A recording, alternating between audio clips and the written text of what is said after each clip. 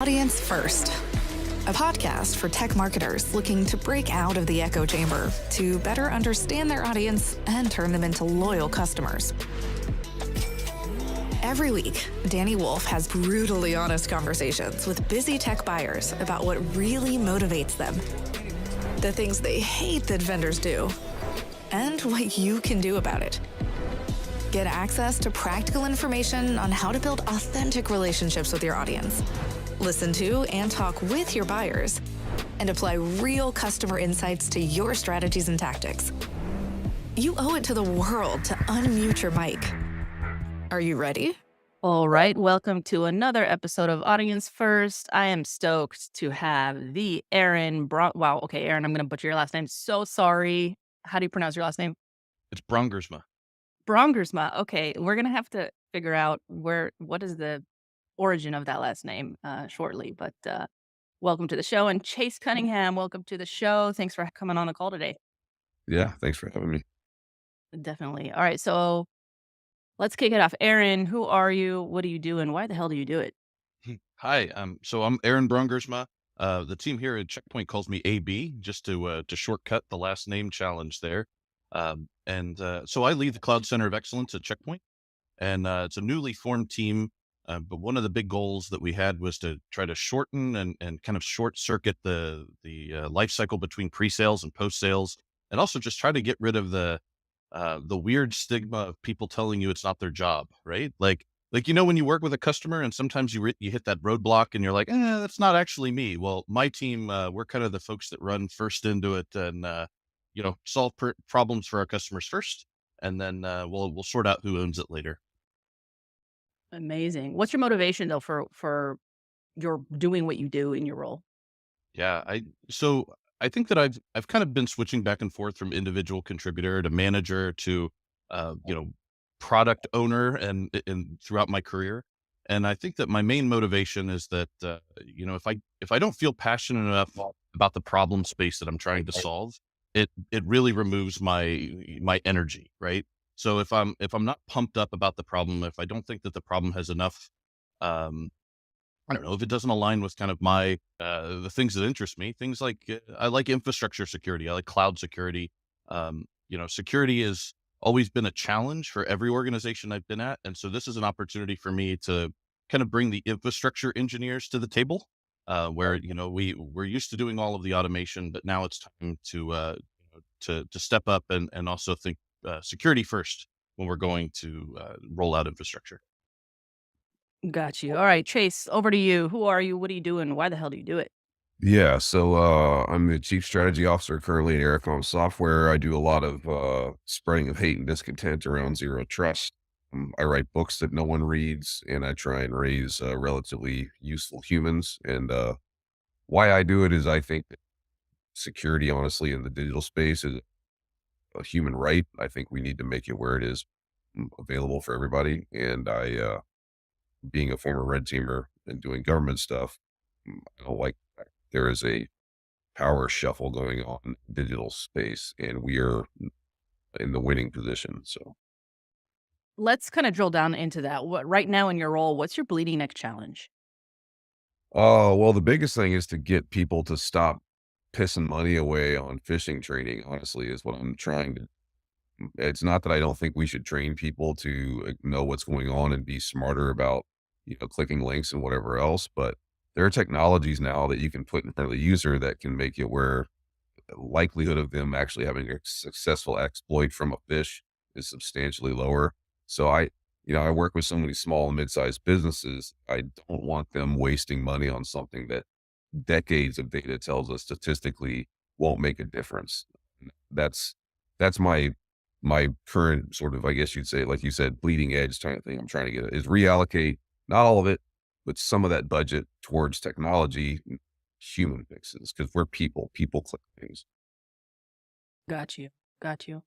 How about you, Aaron? In your role managing the Cloud Center of Excellence team, what's your bleeding neck challenge over at Checkpoint? Yeah, I think right now, it's from a product standpoint, the thing that I'm trying to solve the most of is fighting alert fatigue, which kind of toes into the whole story of zero trust, because if you can't trust your alerts, right? Like and maybe not as much as zero trust, but just trust in general, is that like if you can't trust the alerts that you have, or if you can't trust the systems that you have in place to let you know when there are problems, um, how will you ever fix them? And so one of the big pieces was, we've been collecting tons of data from posture management to network security, and it's now time to take advantage of some of the new, more exciting things around AI and just better machine learning in general, to supercharge the people that actually have to manage these systems. Instead of giving me 30,000 alerts of you know maybe on a scale of 1 to 10, 0.1, give me the top 10, you know, from a range of 8 to 9, and tell me what those things are so I can go stomp those out first thing in the morning, because I'm not going to spend all day, solving these problems. Like you have real minutia that you have to work around. And so, getting rid of the alert fatigue and the overwhelming part of that, that's been one of the big drivers for me this year. All right, you mentioned zero trust. I Yeah. want to know. I want to know what's the deal with zero trust. What's the word with all the stigma around zero trust and it being a buzzword? Trace, can we demystify that a little bit today? Like, what is it about zero trust that gets this stigma? Oh, it's a buzzword, right?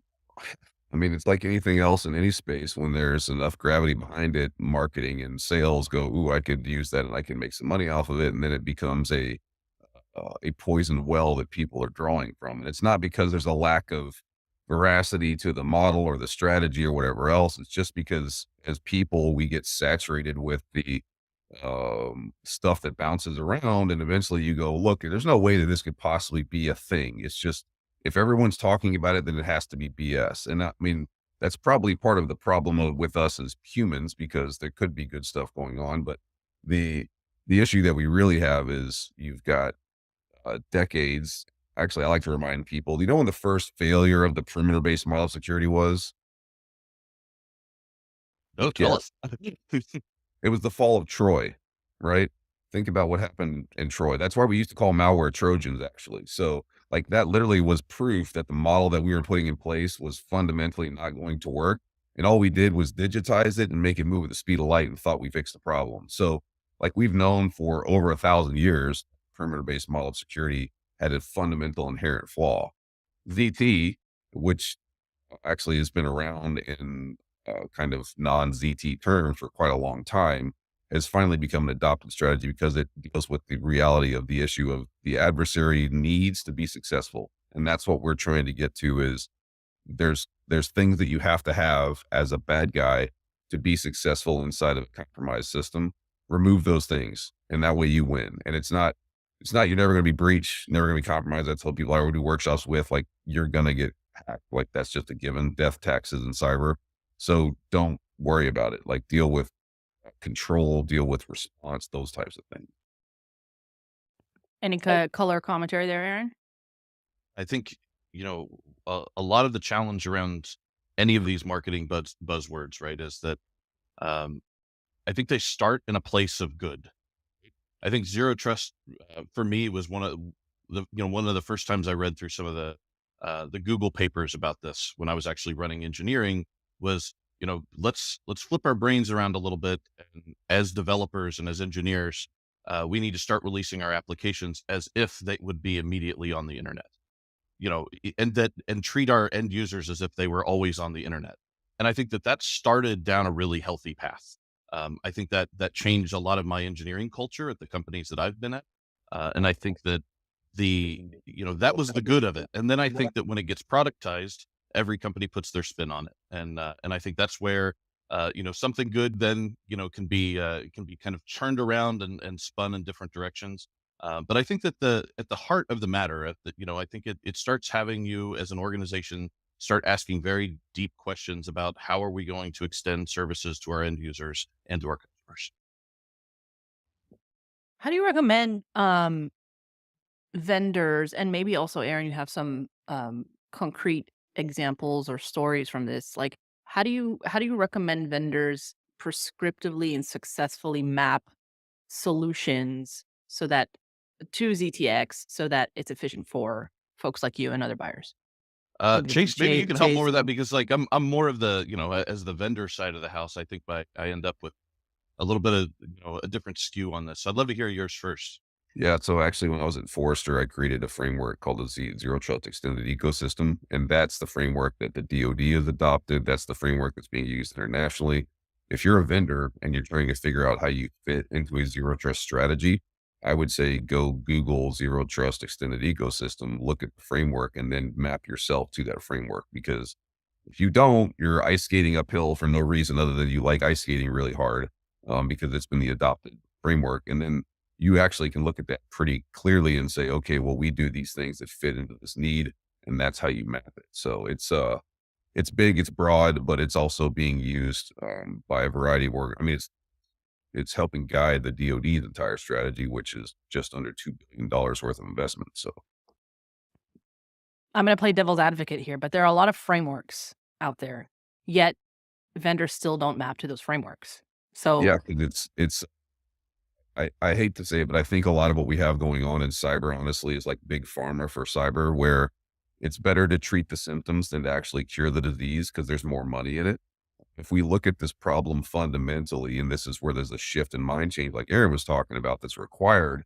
I want to eliminate those things so that I am successful and the bad guy goes somewhere else. If I can do that, then I win. And to Aaron's point, Google's a great example. And I'm a huge fan of what Google's done because Beyond Corp and those approaches that they put in place, that's because of Operation Aurora. And they got their ass handed to Aurora, but they learned from it and they went forward. And now they have deployed their version of the ZT strategy that they call Beyond Corp to all of their employees globally and their contractors and whatever else. You don't hear about Google in the news as far as having compromised activity. So proof is in the pudding. It's just really whether or not you approach the problem intelligently, if you ask me. Aaron, any concrete examples from your team over at Checkpoint on how you kind of map to some zero trust principles that have been effective for your customers? Yeah, I think, we're really big now on leaning heavily in on frameworks, whether it is zero trust or even just, cloud security in general, right? Like I think that you need to have when you're having a conversation, you do need to have somewhat of a neutral third party. I think it's fair. I think it helps level the playing field for an RFE or an RFI for a customer. But it also, it also removes any of the crazy things that get added into RFIs that are only locking in for a specific vendor. Like I've always found those to be like very disingenuous. And and at the end of the day, one of the big pieces that I always try to ask the customers, even before I get to the point of a framework, I want to know what is the expected outcome? Because I think a lot of times, what happens is there's a top-down approach where, a C-suite will talk to a VP, and then they start having conversation like you need zero trust. And before you know it, the whole organization strategy is implement zero trust. But it's like, well, what gaps did you have? Why are you doing this? Like how do you evolve what you're doing today to move in that direction? I think that leveraging a framework like the Zero Trust Extended framework, I like the NIST Zero Trust framework that's come out. Um, Mapping to those keeps us honest. It also keeps us on the right path. But it also kind of shows you a maturity model, right? Like I always like to think back of security as being, you have a maturity model there, and not every company that you talk to is, in crawl, and certainly not every one of them is in run. But if you don't know where you're at on the spectrum there, it's really difficult to move forward and have an effective program. So, just in closing there, I would say that, Checkpoint maps to these frameworks as well. And we do that a lot of times in a discovery session or in a workshop, and we'll sit down with our customers. But it's very much tailored, right? Like Hmm. you can't just drop in a white paper or drop in a pre-canned RFP or something like that to a customer and say, here you go, this is everything you need to know about zero trust. Do all these things and you're safe. I think you absolutely have to understand the organization that you're solving for. I want to dig in a little bit deeper on that, Aaron. What are some of the ways vendors can better understand their buyers from that perspective, though? Like what? Like, give me some steps to dig in a little bit deeper to understand in order how to map. Yeah, I think, one of the things is that you've got to get the right people at the table. That tends to be one of the hardest problems that I run into is that team A obviously doesn't talk to team B. And the larger the organization, that extrapolates out, to 10 plus teams, right? And so when one team is driving an initiative like zero trust, um, if not all of the teams inside of that organization are aligned, this becomes a very painful, long, costly process for the customer. The vendors win, right? Just like you were saying, Chase, is that you're the longer the engagement goes on, the vendors win. And so and when the vendors are engaged for a long period of time, our customers are losing. They're not solving the problem. So I think that the first part is from our sales perspective is mapping the organization, making sure that we have all of the right people at the table, and then once again, what problem are we trying to solve, and how and when do we want to have that done by, and what does good look like? Like that's one of the other things, right? One of the key principles on my team is don't let uh, you know excellent get in the way of good. Like that desire to complete the whole puzzle, completed a part of it and seen 80%. So then when we do a workshop with a customer, I would say that the big part there is fundamentally sitting down and looking at the different vendors that they have. Are their products internal or external? All of these little nuances help drive the conversation in different directions. And that's why I think it's just very important to make sure that we treat this as just like you would go to a doctor, right? Like they're going to ask you a ton of questions to make sure that you've got a health check and that you're healthy. And if you don't do that basic fundamental things, I think that you're already set up to fail. Right. Any color commentary there, Chase, that you want to add on to that? We could go I dig mean, into some. no, I think it's great the way that he's talking about approaching the problem. The thing that I try and get people to understand is number one, I billion% agree with Aaron. The thing I run into is it's always a leadership issue. It's not a technology or a operational problem. You need someone that is bought in on where you're going and what you're doing, and that will actually drag you kicking and screaming towards success. And that has to happen. And then the other thing, like he was talking about, to begin the process, why would you begin plotting your journey towards something when you don't know where the hell you are? So this is why I tell people, is actually it's part of my workshop requirements. We're going to do a red team. Like we're going to actually do a black box full on red team. And that way I know where your weaknesses are and where the bad guys would come after you, because that's what you're trying to defend against. Everything else comes after that. If the position that you're taking in the dojo here is you want to be able to fight, by God, go out and get in the fight. Like learn how to swing. Otherwise, you're just standing there with your black belt on, having never been in a fight. I feel like that's It's like kind of principles of life in essence. You could apply that to anything really, and that's what I basically say to people about marketing and selling. Why would you try and persuade somebody before you know what the state of the union is? Like diagnose the problem first before you go out swinging. To your point, Chase. I mean, So yeah, yeah, I think it's well, I loved what you put out on LinkedIn the other day about your journey into the space. Cause I mean, you're somebody that's been in the rigmarole, right? You've been through the woods and you know what's on the other side. Is because I honestly, I'm the ex-military guy. Like the last thing I want to do is deal with the human side of this equation, because that's just not something I really enjoy or I'm good at. But the human problem we have is being uncomfortable is not fun, and no one likes to be uncomfortable. And the change and business and etc. Your life, like you're talking about, Danny, like all that stuff. It's so much easier to sit there and be like, I have this massive strategy. We're gonna win. Rainbows will shine and puppies will breathe in our face and whatever else like that. That's not what actually goes on. If you don't deal with the realities of the problem and you don't plot things to defend yourself smartly, you're just doing Kentucky windage, and that's not going to make a lick of difference. Chase, one of the things that, you kind of brought up again earlier on, is that, if you haven't taken the punch in the face yet, right? Like you don't know what you're walking into. And, one of the things that I've noticed a lot as well is even when I'm answering an RFI or I'm solving a problem for a customer, there's very much focused on, you sold me the widget, right? You sold me the service, you sold me the solution. Now we're done, right? Checkbox done, whatever. And it reminds me so much of, I roll back time a little bit and I go, this is like what backup software vendors used to do to you, right? Like they sold you some backup software, they sold you some tape drives, they said, yeah, you're great to go. But you could implement the best backup software and the best tape drive, but if you never tested your backups, like how do you know if it was ever effective? And it would be, it's absolutely crazy to think of the number of customers where we solve and implement a lot of these pieces and then it's never tested, right? The checkbox, the finish line was literally, roll out the code and make sure that, make sure that we've rolled out zero trust. That's done. Right? So some compliance checkbox is checked, but it never turns into an operational efficiency, right? Can we operationally manage zero trust? What is the overhead on our team? How fast can we respond? Do we have visibility? Like all of these little tiny things, the most important things, right, get swept under the rug because of the checkbox of saying we did zero trust.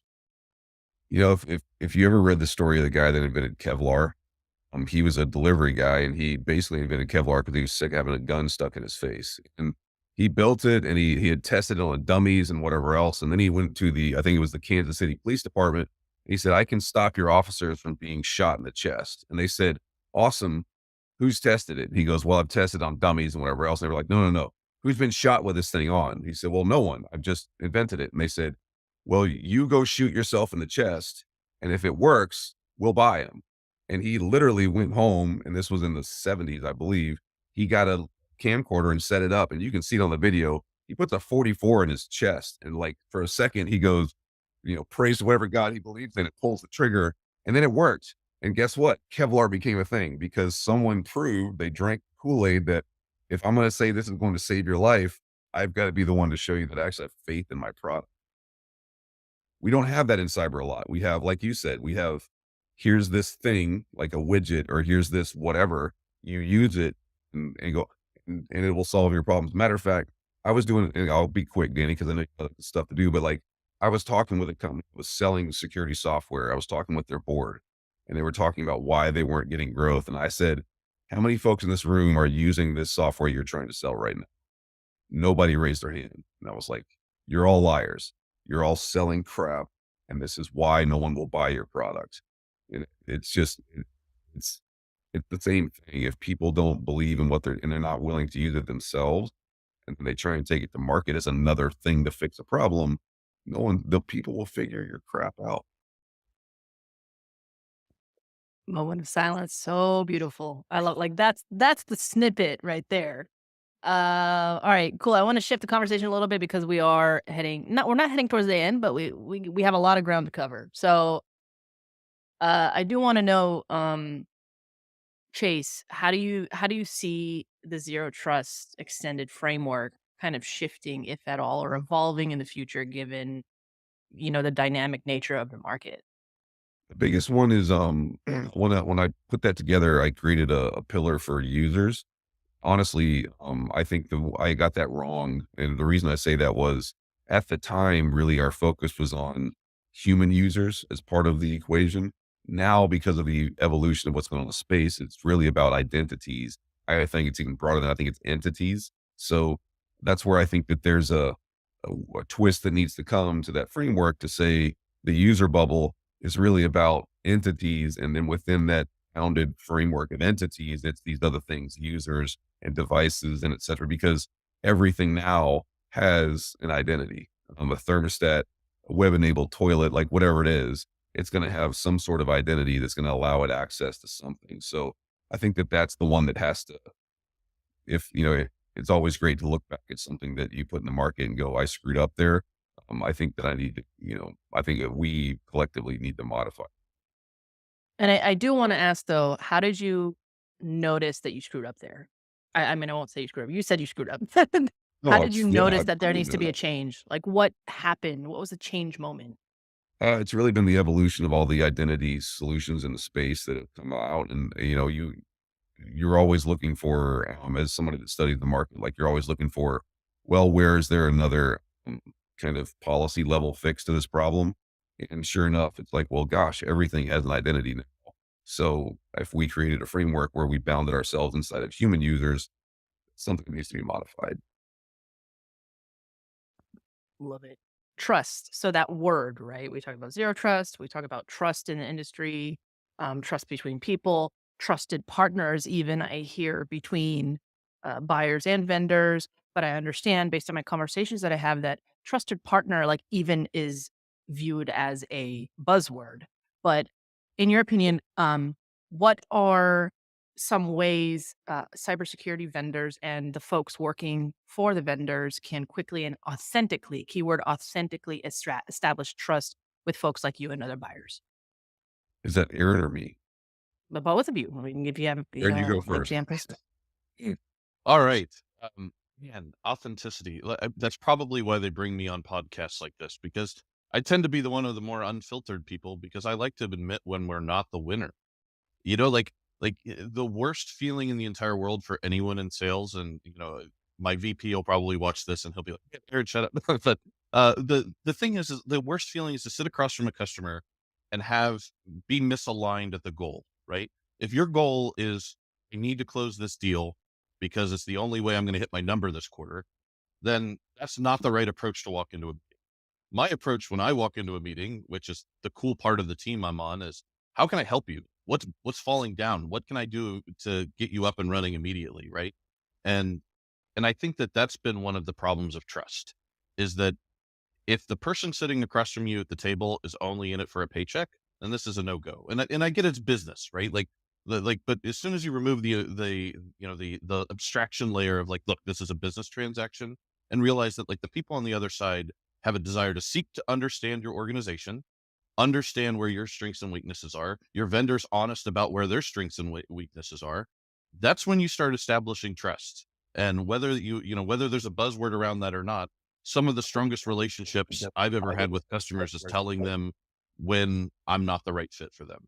Like when a customer comes at you and they want to buy the product and they like, I want to buy this flashy product from you to solve all of my problems. And when you sit there right in front of them and tell them honestly, and you say, I appreciate you wanting to roll your wheelbarrow of money to me, but we're not the right fit for you. And here's why. Maybe you should consider this other architecture, this other framework, or this other way to solve the problem. That I don't know. I just think that that's the more fair way to be in business. And I think that that's how you establish your trust with your customers. Because if you sell somebody a security solution, you're in there for 3 years at least. Like if you implement zero trust, that doesn't go away in 6 months or in a year, right? You can't just forklift that out. So, once you've made a deal with a customer in a program as big as zero trust or in trust in general, you're in there for quite a while. I mean, you're friends, you're practically family at that point, so I think that just coming in with making sure that your product and you're honest about what your product capabilities are and where your weaknesses are, right? It's all software, and software, can be tuned and trained to the direction of what our customers are doing, but you need to be very honest about what your capabilities are and where you're going. Chase, maybe you have some feedback there or Yeah, I add on mean, to that? uh, I think in the realm of trust, I mean, I ask people like, well, why do you have doors in your house and on your front door? And they're like, well, because it keeps me, it keeps stuff out. Okay. But you trust your neighbors, you trust your family. Why do you have a door? Well, because I just want to know when they're there. Okay. So if you do that in the physical space, why would you not do that in the digital space? It's not that you have this, rage against people coming into your home or whatever else. It's just that it's a good idea to have some sort of boundary between things in spaces so that you can understand who's coming and going and have some sort of control over. Maybe I just don't want my parents dropping in at the, unannounced because I'm a grown man and I don't want my parents dropping in, unannounced. Or maybe I have teenagers that bring their idiot friends over and I don't want them coming in my home unannounced. I mean, it's the same sort of thing. And it's not that you don't quote trust your partners, but it's that there is some need to have an ability to understand what's going on, the transactions that are taking place, and then have a control. That door is my control. At my house, it's my two evil Pomeranians as well. Like, if you get past the door, those little suckers are going to let me know that you're not supposed to be there, and they'll probably run you out because one of them's a real jerk. But like, that's that's the thing is we live in the physical space, and I'm continually kind of flustered at people that are irked about ZT. If you're a relatively productive, relatively safe human being, you live reduced trust state in the physical space, you should live that way in the digital space. Beautifully said. We are headed towards the end of the session. I do want to open up the floor for any questions that you may have, Aaron, for Chase, vice versa, Chase for Aaron. So feel free. I don't have a question, but I just want to honestly applaud Aaron. Like, you may be one of the first people I've met in the space that actually has integrity. So the fact that you're saying that we may not be the right solution for you and the way that you're talking about the problem, like, If I could send you a gold sticker, I would, because I don't often run into people that sit in the space that you sit into that actually have an ounce of integrity and are willing to do things that are the right thing for the customer. So for whatever little bit of value I have, thank you for what you do. Thanks, Chase. I appreciate it. I think that that's the change where, there are people that come up through the ranks and they've been selling forever, right? I haven't been in sales forever, right? I've been a practitioner. I've been the person that builds a lot of these solutions. And now I work for, one of the biggest security vendors. And I think that integrity goes a long way. And so and that's my approach, and I think that I think it works pretty solid for me. And I'd much rather have a strong relationships with my customers, for life than to win a quick one. So I do have a question for you though, Chase, because zero trust, I think it is going to start evolving more around things with, I like some of the technologies around things like WireGuard, and, mesh networking. And I think that there's a technology component, and then there is a framework component. Like I think that there's some major changes coming from a technology standpoint that can either supercharge this or torpedo this framework altogether. And I'm kind of curious of what your vision is or what your thoughts are on the change of what zero trust will be in the next 3 to 5, as we move outward from now. Yeah, I think cloud is where things migrate to because cloud is your last greenfield environment, and there's so much more operational capability that you can have at scale there. Policy engines work really well in cloud instances, so that's where there's going to be growth there too. And then the other thing that's interesting to me is I think there's going to be a combination in the identity space around self-sovereign identity, biometrics, and continual authentication that are going to make it where we don't have to have 100 passwords and 100 usernames and all this other stuff. And I also have to have my driver's license and my social security card and blah. Like we've jumped the shark on being digital. And I think the digitization of our persona becomes even more applicable in this context. And ZT, if done correctly, actually enables that transition. So the last thing I would say is I think the network itself becomes less, not important, but less leveraged over the course of the evolution for the next 3 to 5 years because of the fact that in reality, the network shouldn't be a security thing. The network moves electrons. It should be something that you use to broker connections and do isolation control, but we should not have, and the firewall is a good proof point of this. Like we should not have so much focus, in my opinion, on security of the network because the network is meant to move things. So I think that becomes abstracted away as ZT around entities becomes more clarified. Beautiful. Anything else you'd like to impart on the audience today, gentlemen, before we sign off? I mean, my only thing would be just be smart about what you're doing and really deal with the reality of what you're facing. And you can't do that if you don't understand where you are. So start there. I guess the big thing for me is ask your vendors tough questions. Like I, I want to, I want to make sure that when I'm engaged and working with my customers, I want them to ask me the tough questions, and it's okay.